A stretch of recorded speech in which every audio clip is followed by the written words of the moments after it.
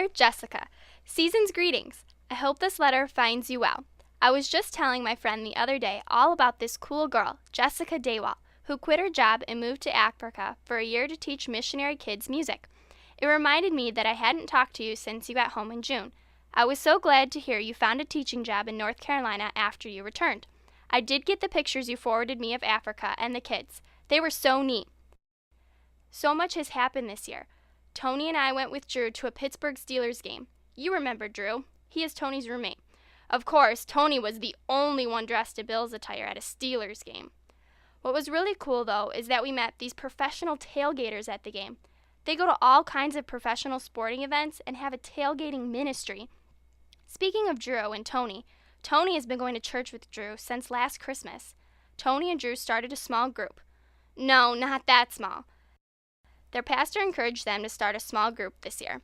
Tony actually invited a couple of his day trading friends. Turns out that an economic downturn was a good thing in some regards. Lots of his friends are finding themselves in financial trouble and are turning to God for help. Tony and I visited Mom a few times this year. It is hard to believe this is the same woman who raised us. Ever since she started going to church, she is a completely different person. She actually came and stayed with Tony and Drew for a week of Thanksgiving. That was a riot. We got to pack and deliver food boxes and turkeys for Drew and Tony's church.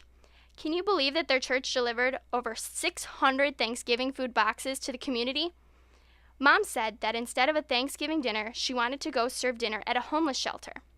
At first, Tony was upset at that idea. He loves his turkey and stuffing. But he really wanted to be with Mom for the first Thanksgiving in years, so he went with us. It was very humbling to serve a warm meal to people who don't even know where they will sleep tonight. I couldn't help thinking of all that we have and take for granted, how much food we waste when so many go hungry. It just reaffirmed my commitment to join the Advent conspiracy again this year and give back to others. Maybe I can buy 2 goats this year. Believe it or not, my brother Tony is actually giving up his annual Christmas trip to himself this year and is going on a missions trip instead. Who would have thought? We had a chance to go visit Drew's Aunt Edna at the senior center for a wee bowling night. Tony was really embarrassed when this older gentleman named Neil beat him every game he played. Tony claimed it was because Neil got to sit down to play, so he didn't get winded like Tony did. Really, Tony? It's wee bowling. Drew finally has a girlfriend. I don't know what's taken him so long, but she is so sweet and really pretty. I hope it lasts because they would have such cute kids together. Speaking of couples, the biggest news is that I've been seeing a guy for 7 months now. His name is Joe.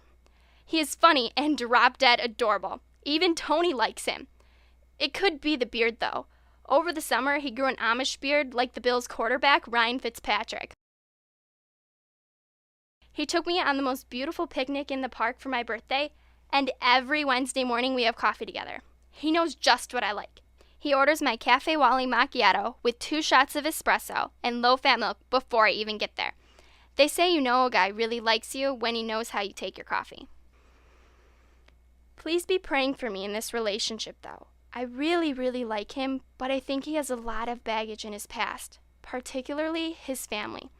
His mom was an alcoholic before she died, and I think his dad and brother are in jail.